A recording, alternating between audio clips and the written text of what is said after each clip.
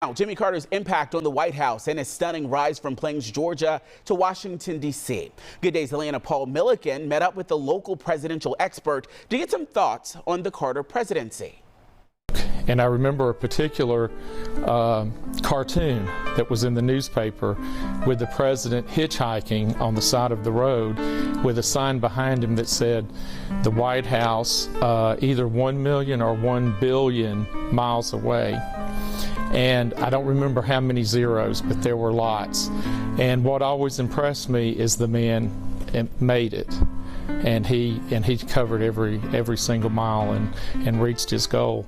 President Jimmy Carter covered all those miles and then some, from small town Georgia to 39th President of the United States, a term that's included as part of the Carolyn and James Millar Presidential Gallery at the Booth Western Art Museum in Cartersville.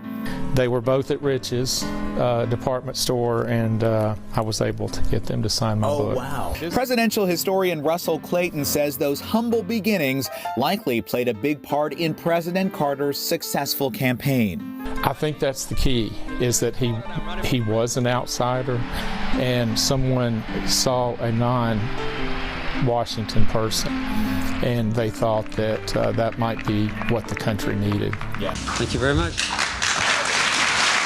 I think his greatest achievement, and I think he would agree, and I think I've even heard him say this, would be the Camp David Accords, when he reached out to Israel and to Egypt and was able to bring those two countries together in a peace agreement that still lasts today.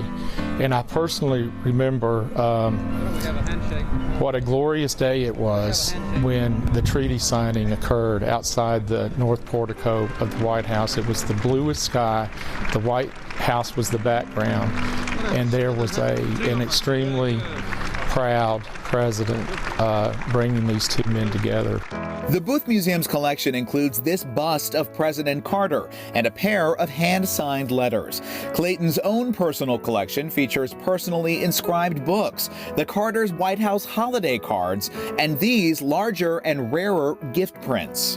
There were 5,000 of these made, and these were for employees at the White House. Clayton says these pieces of memorabilia reveal the personal side of a man who spent a lifetime serving humanity.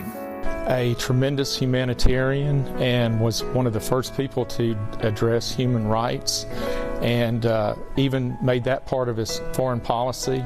No matter where you're from, I just don't see how any decent person can deny what a phenomenal human being Jimmy Carter is.